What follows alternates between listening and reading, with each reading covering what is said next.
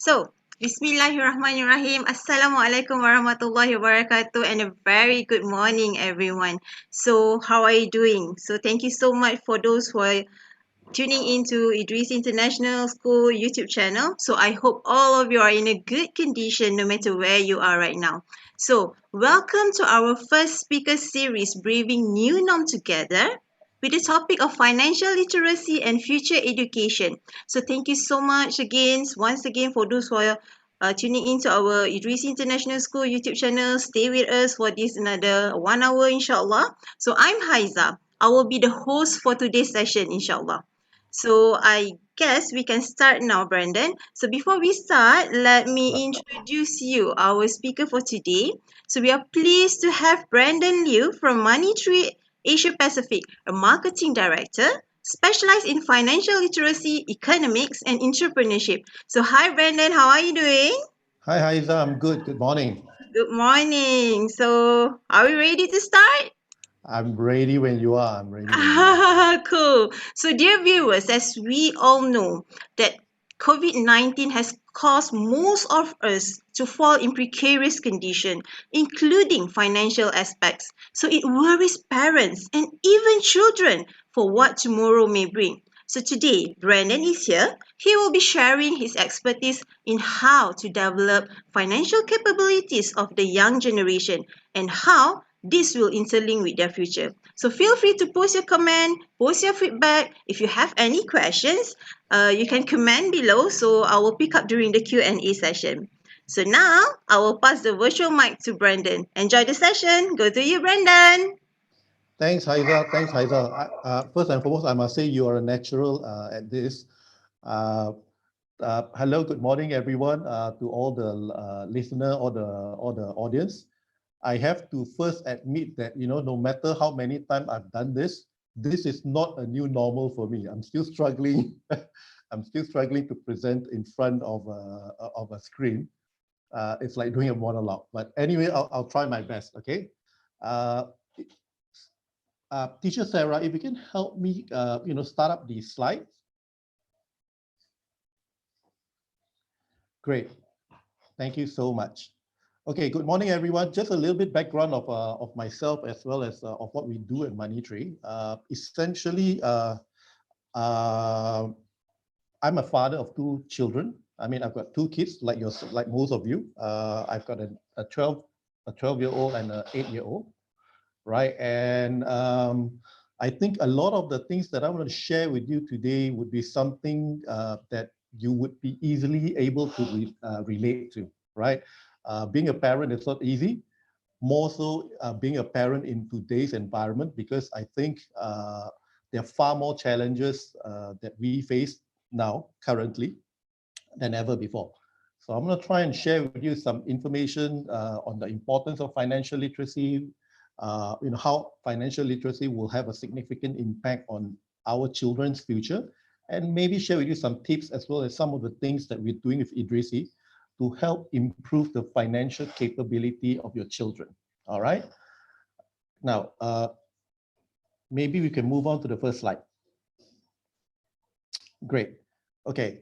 The first thing I want to start with essentially is that I think we all agree that, you know what, today we live in a very, very different world from when we grow up. In the sense that uh, the world have changed. The students have changed, we have changed, but one thing that have not changed much essentially is the education system. Now, if you look at the education around the world, by and large, the education system is still very traditional in its sense, in the sense that a lot of there's been very little development in education, and I think uh, one of the good example I'm going to use essentially is that during COVID-19, uh, while a lot of people, a lot of countries have moved on to e-learning, online learning, I think to a lot of us it's still a struggle. Now, mind you, e-learning technology has been available for more than 10 years. It's not something new, but even though it's a technology that is available for a long time, we still see that today a lot of people are still struggling with it. So I think one of the silver lining that this COVID situation actually brought up is that it highlight to us the need for us, especially in the education industry, to undergo some drastic improvement, drastic changes. And this is where I have to applaud Idrisi, because of all the schools, of most of the schools that we work with, we see Idrisi being always at the forefront of, of bringing new things into the stuff of innovation, because they actually bother to incorporate, element of green, what do you call, equal learning, financial literacy and whatnot. So kudos to Idrisi on that. Now, obviously, what I'm trying to say essentially is that in the new world, there is a need for us to change the way we teach kids. The reason being is very simple. If you look at children today, they have got far shorter attention span, right? I'm not sure about you. My kids, for example, cannot stay idle for more than 3 minutes, right? They get fidgety, right? And this is also because of partly due to the advent of technology. Kids are exposed to gadgets at a young age, hence they've developed this shorter attention span. Everything has to be instantaneous. So there is a need, if we want to engage students and get them to learn more effectively, we need to find a way to deliver lesson in an interesting, engaging manner. More importantly, we have to keep students motivated. And I think this is an area that both teachers as well as us as parents struggle with, right? So today is not easy to get kids to sit down and learn. All right. The second problem, or the second thing I want to highlight essentially, is that, you see, back then when we go to school, our parent had a clear expectation of what the end result is. In other words, when our parents send us to school, the expectation essentially is that, for us to get a good education so that when we graduate, we can be lawyer, doctors, accountant and whatnot. Now, today, if you look at it, you notice that the career choice or the choice of jobs have changed tremendously. In fact, in a recent study conducted by OECD, as well as by the WEF, right? They actually find that, 65% of jobs our children will grow up into or will do is not in existence yet. In other words, it doesn't even exist yet. I mean, who knows, right? I mean, 10 years ago, if you tell people, your career choice is you want to be a social media influencer, people would probably, won't pay much attention to you. Today, social media influencer is a real job, and they make very decent money, right? So essentially, what I'm trying to say is that we have to also make sure that, the education system prepares our children not just for a career, but prepare them with the ability and the skill so that they are able to change and adapt into any career, whether they are currently already in existence or for the future. All right. And the third problem essentially is this. The third problem is that, okay, for the longest time, we as parents believe that, if our children get good grades in school, that kind of automatically guarantee them success in life, right? Now, I'm sorry to break the bad news to you, but the real news here essentially is that today it's no longer true.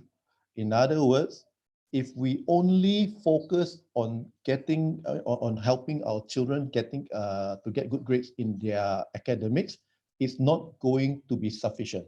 Now, please don't get me wrong. Yeah, I'm not saying getting good grades or doing well in school is not important. It is important. What I'm saying is that as important as it is no longer enough. It is no longer sufficient. We need to go beyond the academics. And in the next slide, I'm going to explain to you why. All right. Okay. You see, gone are the days where we can actually, depend on just excelling academically, right? Today, in a highly complex, globalized, interactive world today, there are a lot of other skills that actually is now equally important, if not more important, than just what do you call academic skill. Now, studies have shown that, you know what, if we truly want to prepare our children for a future, and to groom them to be able to face whatever challenges the future may throw at them, there are three very important sets of skills that we have to impart to them, in their learning journey. The first one is foundational skill, no secret. This is what they learn in school. This actually include literacy, numeracy, STEM, science and technology, right?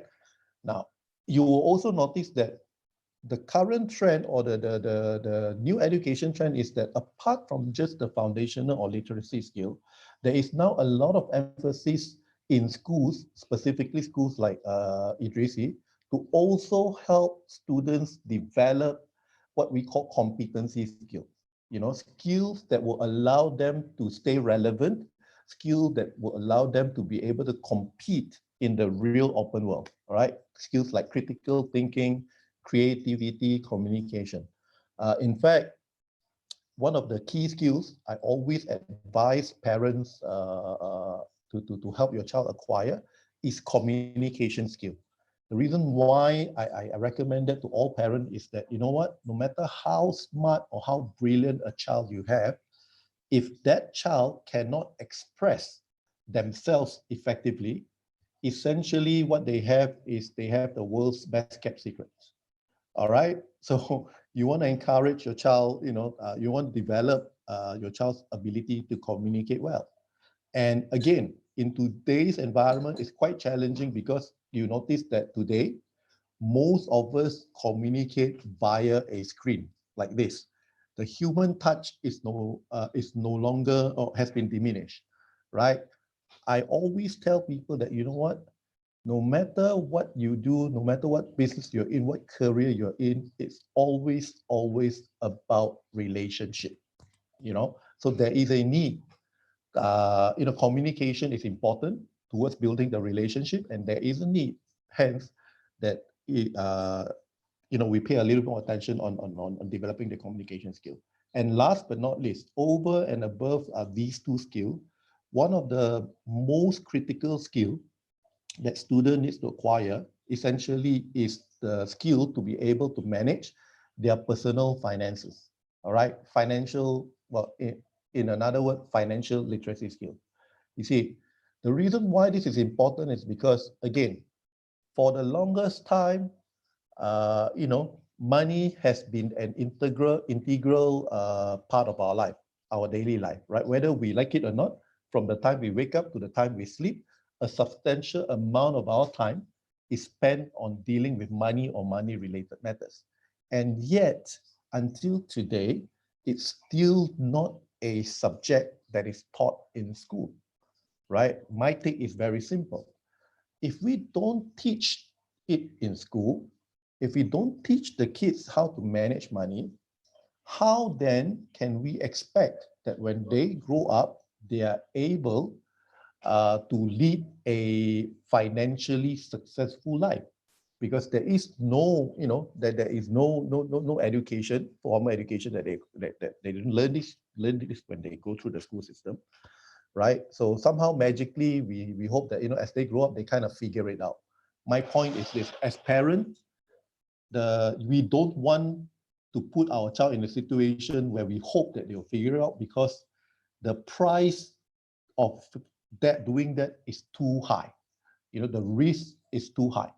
My thing is very simple. I'm sure a lot of you parents agree with me, when I say that, we wish that we actually learned about money when we were in school, because that way we will make far fewer mistakes, as adults.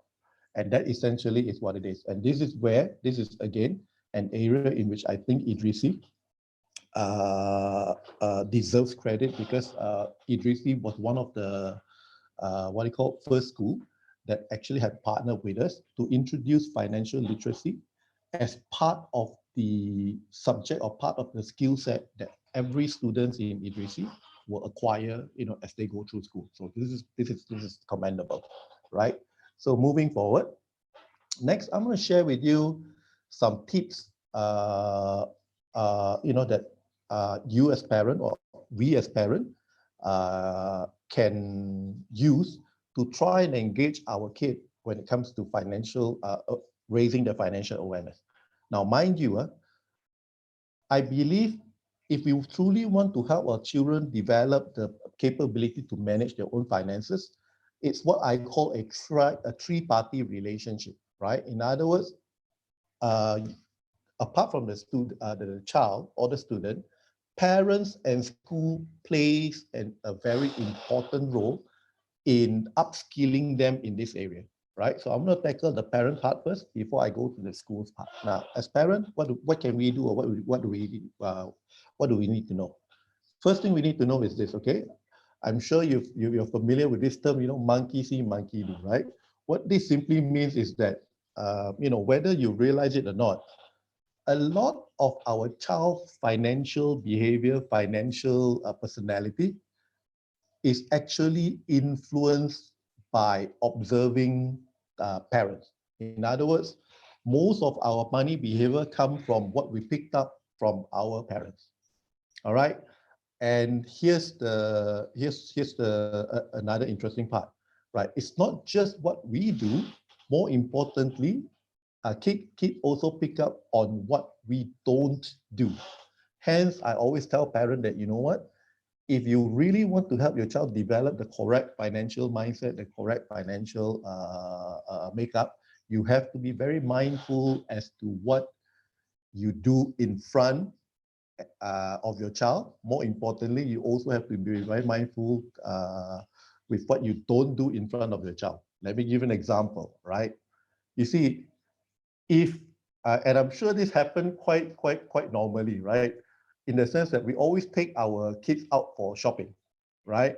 So they see the shopping part, they see the spending part, right? But seldom do we what do you call do we show kids the other side of it, whereby before we spend, actually daddy and mommy have to work very hard to earn, so they don't see that.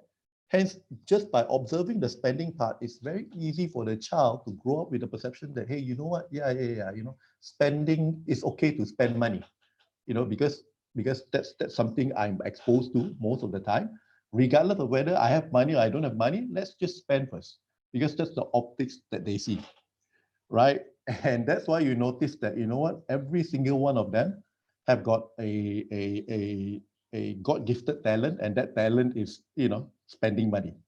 Very few of us have the talent of saving money, because it's not something we're exposed to, or that's not something we observe, right? So it's very superficial for us to tell our child, hey, you need to save, when we as parents don't save, right? So I always tell parents, you know what?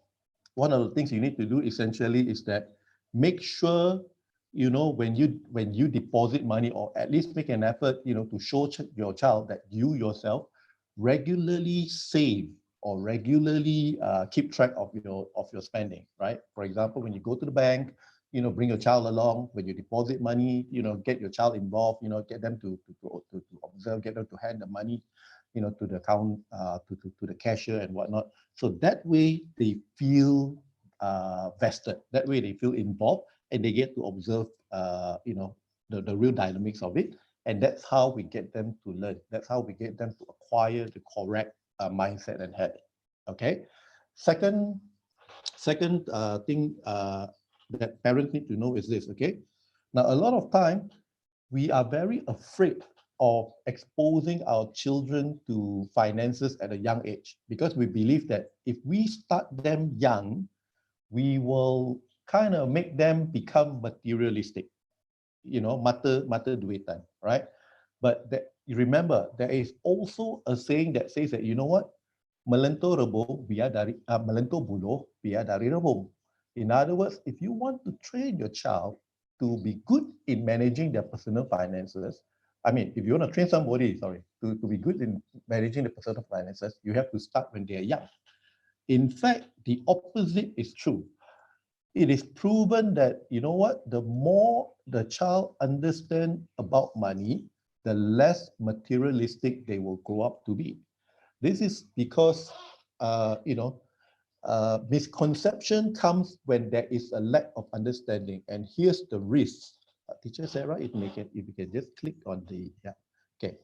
And here's the risk when we don't engage our children in money, right? The risk is that if they cannot get information from you, from parent, guess where they're going to turn to? They're going to turn to other sources.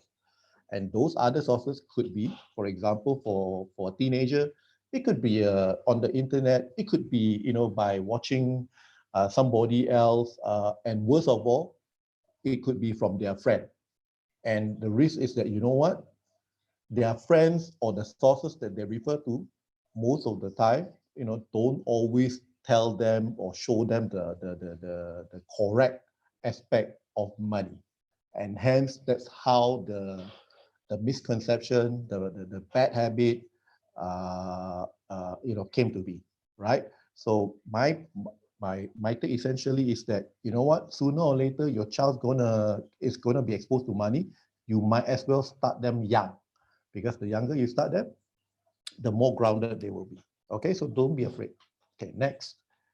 Okay, third useful tips that I can share with parents essentially is this. Okay, this is interesting. Okay, you see, it says here that money should bring family closer, not tear them apart. Here, what I mean essentially is this: you notice that, you know what, money, more often than not, right? One of the most common cause for family friction, for argument within the family, has to do with money. I mean, when a husband and a wife argue, you can be sure that there's a good chance, it's about money. When a father and child argue, you can be sure, that you can be sure there's a good chance it is about, money. In fact, you've seen a lot of movies that shows, how they have family squabble, when the father passed away and leave a huge fortune, they have a family squabble, in everybody wanting a piece of that, right? See, my point is this: all this is a result of, again, the lack of financial understanding, or the lack of financial interaction between parent and child from when they are young, right? See, my take is really very, very simple, right? As parent, we have certain expectation that we impose on the child when it comes to money, but at that age, they may not understand those expectations. And that mis-expectation is what causes friction. Let me give an example. You see, a simple example I always use is this. As parents, when we give our children money, we, in our mind, in our heart, we believe or we expect that they would at least take that money and save some of those money. That's what we expect, right? But put yourself in the shoe of the child. You see, when you get pocket money, the first thing that comes to your mind won't be how much to save. The first thing that comes to your mind would be, okay, when I get my pocket money, what should I spend it on? How fast should I spend it? How much should I spend? Right? So there is naturally already a mis-expectation, right? Can you imagine if we never address that with the child, over time, that small mis-expectation continues to snowball and build bigger, and that's where friction comes to be, right? Remember, if you want to help your child to develop the right habit, you have to start them as young as possible, because the moment they grow up, you're going to have a hard time, because it's much more difficult to try and change a person's mind, a person's habit, than it is to shape a habit from when they are young. Okay, so that's important. Okay, the next tip essentially is this. Again, I noticed that parents today are very protective of our children. In other words, we are very worried, that our children make mistakes. My take is very simple, right? When it comes to money, the more mistake they make now, the the better they will be when they grow up. Because don't forget, right? Mistake is a very effective way for us to learn. That's why there is a saying that says that, failure is the mother of success, right? In other words, nobody in the world that I know of that has ever become successful without failing. In fact, the people who are the most successful are the people who fail the most, right? So it is not about making mistakes. It's about learning from the mistakes. So my take is very simple. Don't be overproductive. Don't be afraid to let your child make mistakes, right? Because the more mistake they make, the greater they learn. I always tell parents, you know what? Our child will learn when they make mistakes. Our child will also learn when they make the correct decision. The only time our child won't learn anything is we don't allow them to make any decision, right? Which is why I don't advocate, as parents, we tell our children all the time what to do, because when we tell them what to do, we are not empowering them to make any decision. Hence, there is very little learning that result from that. Instead, ask them, ask them what they want to do. For example, if you're going to give them pocket money, you can ask them, okay, so what are you going to do with it, right? If they say that, if they tell you, I'm going to spend it all, again, don't be too eager to rein them in immediately. Let them do it. Let them spend it all, and then let them face the consequences, right? Because that's how they learn, right? So my take is that, you know what? Don't be afraid or underestimate your child's ability to handle money, right? Because the one thing you don't want to do is this, okay? You cannot expect your child to learn about money when you deprive them of the very tool that they need, to use to learn, which is money, right? Okay, please don't get me wrong. What I'm not suggesting is to give them a lot of money, right? What I'm suggesting is that at the very least, you want to, give your child some pocket money and let them learn to use it so that they can manage it, and as they manage it, you're there to advise them accordingly, right? So these are some useful common tips that I think would be very useful if you keep in mind, and you can actually use it on your child, because I do it with my two children. Unfortunately, some of the skill work better on one child, and some of the skill work better on the other child. Because children, they have different personalities. Okay, so next, moving on. Okay, now, apart from parent, I think the other area which is critical in developing our child's capability and making them future proof or future ready is what they do in school, because as children, they spend quite a substantial amount of their time in school, right? So the good news essentially is that for those of the parents out there that may not be aware, we actually have been working with Idrisi for the last 1 year, 1.5 year. All right. And money tree indeed is a subject that actually is taught to students in the school. All right. Now, we have actually have very interesting plan to continuously upgrade and update the way the lesson is delivered, to make it more engaging for the kid, to make sure that, the student actually truly learn, not just from the knowledge part, but also they're able to transfer whatever they learn into habits, into forming the correct mindset. In other words, what we would actually be doing with Idrisi is that, progressively, we would be introducing an all-encompassing system, which will make financial literacy the backbone for, for your child's, every other part of your child's learning, right? So in other words, what I'm trying to say is that we're trying to extend the element of financial literacy to enable into other subjects as well, so that the child see a seamless, fluid, what do you call, perspective of how financial management have a direct impact to their day-to-day life, even when they're young. I think the whole idea essentially is that what we're trying to do is that we're trying to create to with Idrisi to create a safe environment whereby children get to learn about money without the risk of what they call losing real money. All right, and I'm going to explain to you how that kind of works. Okay, next slide. Okay, now one of the things that we will be doing with Idrisi essentially is that we actually would be looking at deeper integration of money trees component into the school's other subject. Let me explain what I mean.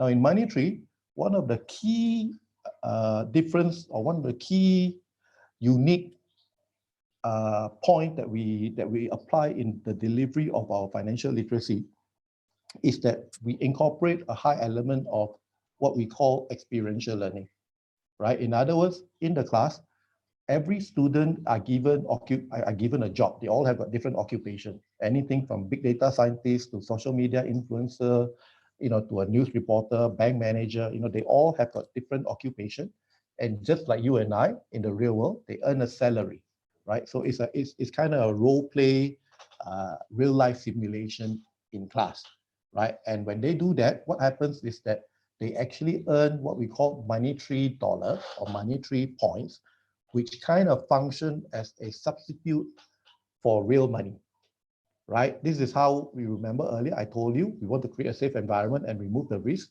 This is how we remove the risk, right? So the child, instead of managing real money, they would learn to manage money tree dollar, the play money, the points, all right? And to make the points appealing to the child, we actually tell the child, you know what, all these points that you earn in class, you actually can use it, or like real money in the money tree platform. In other words, the child can actually use those money to do different transactions, from spending the money tree money, on our platform, to winning prizes, joining auction and whatnot, right? And kids can actually use those money to bid for prizes or to win prizes, like anything from movie tickets to a laptop to a gadget, and different things. So to the child now, this point becomes a commodity, becomes something valuable. All right. So that's why they're excited about it. That's why the lesson is highly relatable, because not only are they learning, as in by listening to the teacher, they're participating in the whole process as well, right? So we create experiential learning for them. Now, what we will be doing essentially is that we'll be extending the point, the earning of the point, to cover other subjects as well, right? For example, what if I tell you today that, you can actually earn monetary points when you do your science subject. You can actually earn monetary points when you do your maths subject, when you do your English subject. The whole idea essentially is that we want the child to understand that, it is important that they have certain level of mastery in the different subjects, because remember I told you earlier, because those are the foundational skill that they need to acquire, right? So by allowing them to earn points, we kind of gamify the learning.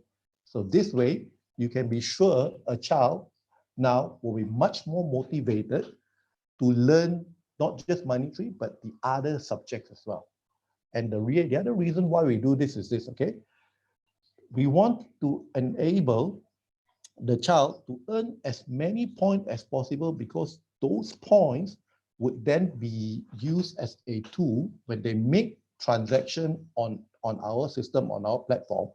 We are able to track their spending behavior. We are able to track their earning behavior and provide the school with a accurate report as to the child's behavior, the child's financial behavior.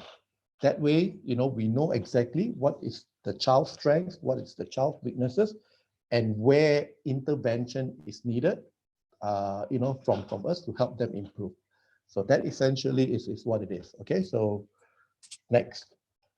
Now, apart from that, what we also do is this, what we will also be making available progressively to both the student and to parents as well, is that all these points that a child earned in their school, in the class, they would be able to now access it at home, right? And the reason why we're doing this is because we also want to drive or to help students develop the habit that, you know what, learning doesn't stop when you leave the classroom. In fact, we are learning all the time. We want to encourage the child to develop the habit of learning, 24/7. In other words, regardless of where they are, they can actually learn, right? So how we do this essentially is that, after the class, whatever points that the child earned, the monetary points that they earn, would be uploaded onto what we call the Dumo account. That's an app which the child and the parent can download. And what this app does essentially is that, number one, the app will allow the child to earn more points by doing more activities, by doing more quizzes, right? And there are different quizzes that the child can do on different subjects, anything from speed memory to speed reading to, again, English, maths, science, history, geography, right? So all the different subjects or different subjects, different topics are on the app, and child can actually learn all this via the quiz, via micro lessons, to earn more points. All right. And the reason why they would want to earn a point, essentially, obviously, is that they know that they can actually then use those points to win prizes, to bid for prizes. Now, the other key function of this is that it also teaches the child goal setting, because on our app, the child gets to choose and plan what are the prizes that he or she wants to win, and then there would be a point that is displayed, and they have to find ways to work towards accumulating those points. So from a very young age, we start introducing to them indirectly the concept of goal setting, the concept of how do you plan towards achieving your goal, and the concept of both what you call immediate and delayed gratification. There are some prizes that they would have to wait longer to get. There are some prizes they can win immediately. And the whole idea is that we want them to be able to make decisions so that we're able to track whether a child is more susceptible to immediate gratification or whether they have the willpower to withstand temptation, and they actually are able to understand or to delay gratification. All right. So that's for the student. Now, for parents, here's the good news. All right.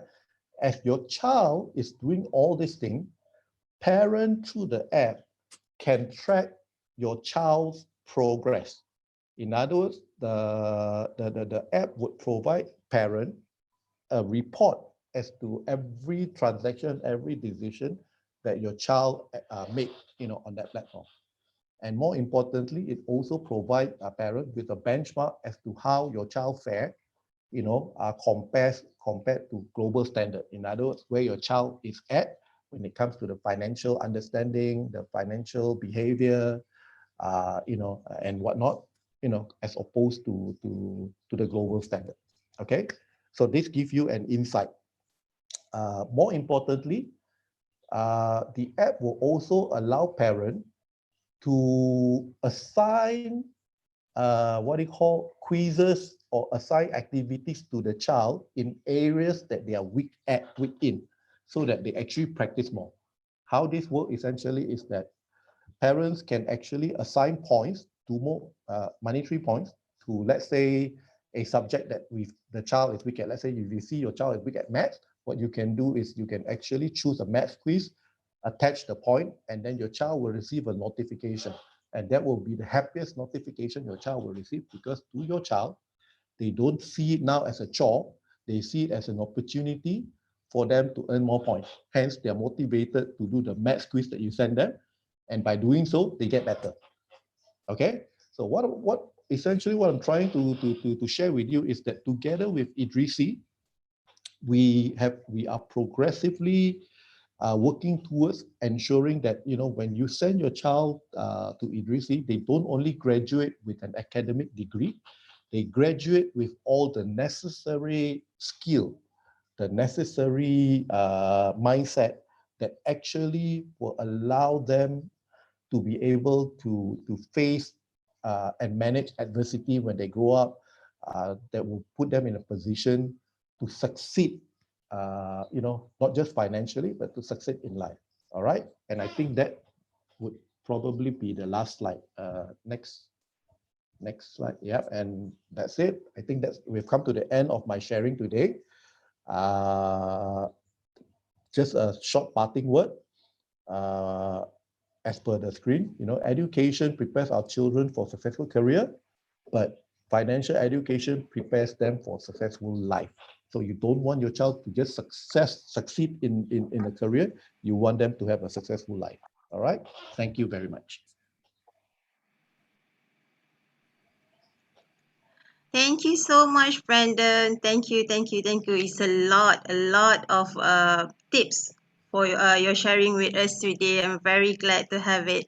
So yeah, you already lined up a lot of tips for the parents as well as for the children. So yeah, for me it's true that the more children understand the money, the less materialistic they are. It's true because they need to know from where the money comes from, how to spend it, right?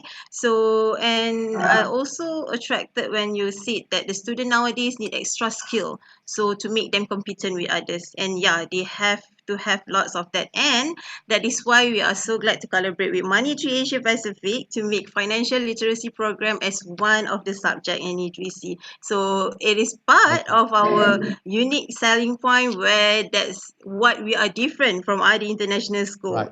So yeah, so this is at Idrisi, of course, during their flip class, we teach them how to manage the money, to understand everything, the process of about the spending the money, and a lot of things they go throughout the play role and the activities that's in class. So once again, thank you so much, Brandon, for such an inspiring, motivating, and informative speech. So I would like to look at the YouTube right now. So we kind of have feedback from the viewers. Sure. Good speaker, man. Keep it up, someone. Someone Thank said that you. you are a good speaker. Thank you. Thank you. So yeah, so it's a very good topic. We all parents need to know about this, especially when we are in the post COVID-19 Right. period, right? So yeah, it's very important actually. So I have a question for you actually, Go ahead. Brandon. Please. I'll try my Yes. best. Of course. So let's say, okay, let's say, of course, we don't want another wave. We don't want another volume of COVID-19 or other pandemic situation. Right. But what if in future the pandemic happen again? Right. So basically, how we can prepare perhaps parents, perhaps children in terms of the financial. Okay. Okay. Actually, you know what? It's a very, very simple rule.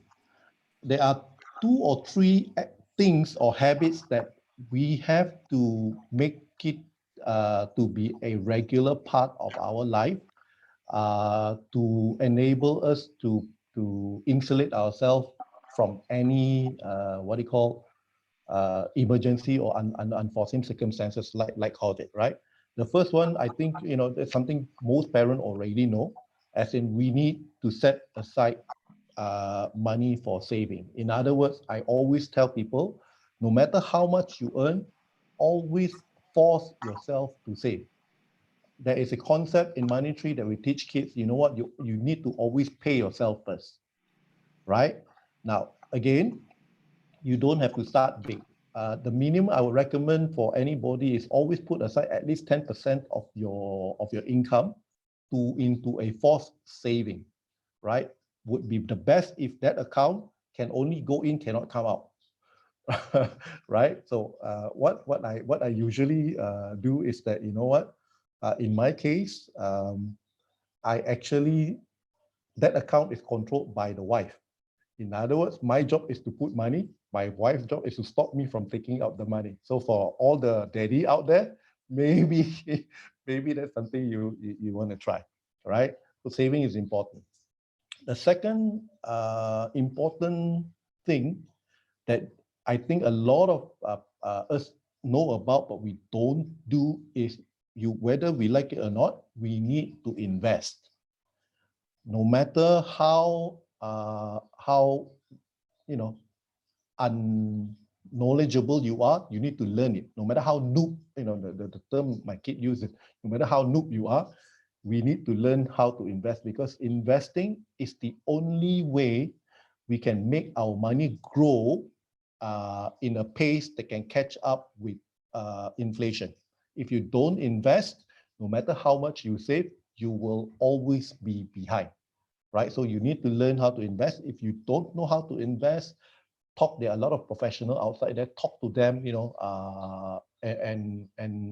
and they can help you. And one of the best instrument, actually almost risk-free, that I will advise every parent in Malaysia to leverage or capitalize on is Amanah Saham. You need to invest in Amanah Saham because historically over the years proven it gives good return. All right, and again, not only does it give good return, they actually even have a scheme in which if you don't have the capital to invest in ASB, you actually can apply for a loan to invest in the fund, and the interest that you get from Amanah Saham would more than cover the interest you would pay for the loan. Right? So, learn how to invest. Don't be afraid, right? In fact, try and diversify your investment. I mean, whether we like it or not, again, as I said, there are a lot of uncertainty that we will face through as we go through different phases of life. You want to be financially ready for this, and the only way to do that is to start today, build up your war chest. And very important, at any one point, make sure you have a minimum of 6 months, 6 months worth of money that will allow you to sustain. Minimum 6 months. If you don't have 6 months, which according to Bank Negara, about 75% of Malaysians actually cannot survive more than 6 months. Right? So you don't want to be in that category. Right? So yeah. Wow, thank you so much, Brandon. So basically, the main point here, you must have savings, you must have your investments. That's the key point, right? Mandatory and wajib. Wajib. Just like zakat. Okay, once again, thank you so much, Brandon. Please stay with us. So actually, before we end this session, I have something to share with you guys. As you all know that we already, you have heard, you have listened what Brandon talked about Idrisi, how Money Tree collaborate with Idrisi in terms to get our students outstanding from others, right? So let me bring you. Some people will say that what is Idrisi? Where is this school? What is happening in that school? Okay, so let me show you. Let me bring you to our homely school.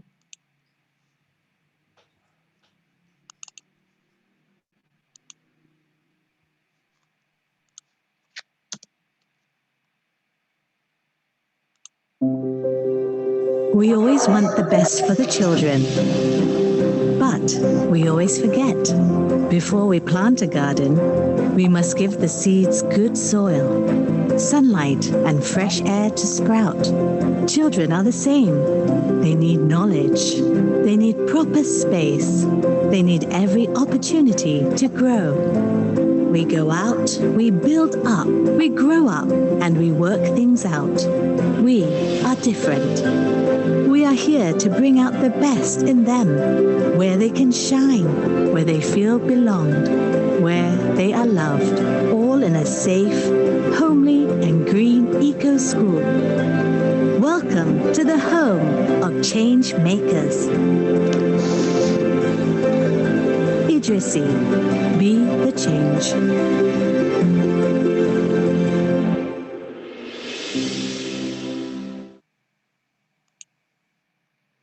So that's it. We are bring best for the children. We are going to have a be the change. We are the trendsetter, perhaps I can say about that about Idrisi. So I actually have a lots of things to share with you guys, but we are running out of time. We have less than 5 minutes more, but I would like to share with you our unique selling point here. Okay, actually, when Idrisi is a certified international curriculum, this is where we offer to our student with the less than 20 ringgit tuition fee per year. Okay, so come, who those children are not be with us, stay with us, come and join, be our family, be part of our family. And basically with this very affordable tuition fee, we will guarantee that your children will get the Cambridge International Curriculum that infused with life values in a homely and safe environment. Of course, we have a highly qualified and experienced educators. Of course, your children will be in a safe environment within 24 hours gated and guarded security, and our facilities that comply with safety regulation, and of course not to forget about the COVID-19, post COVID-19, we also strictly adhere to the health and safety protocol of MCO. So if you want to know more about Idrisi, come and join us on our next online open day. It will happen next week on the 27th of June from 11:30 to 2:30 p.m. You can fill up the form, secure your seat, and definitely our administration team will happy to assist you. You can ask anything that you want. And last but not least, we have the following speaker series next week. Stay tuned with us, braving the new norm together with Sister Marlena Wong, the founder of Barakah Capital Holdings Sdn Bhd. So we will talk about the post-COVID-19 rethinking halal and toy lifestyle. So those who are with us today, spread the news. We will see you again next week, inshallah. And with that, Brandon, thank you. Thank you so much once again. Thank you so much for being with us today during your Saturday. Thank you. Yeah, and then yeah, we hope to see you guys again. I hope that all of you have a beneficial session today. And before we end this session, on behalf of Idrisi International School, Brandon, thank you once again for spending your time, and I hope to share your tips, your ideas with the parents out there. So that's all from us today. Thank you, viewers. Stay safe wherever you are. And with that, I'm going to see you guys again next week, inshallah. Assalamualaikum warahmatullahi wabarakatuh. Bye. Bye.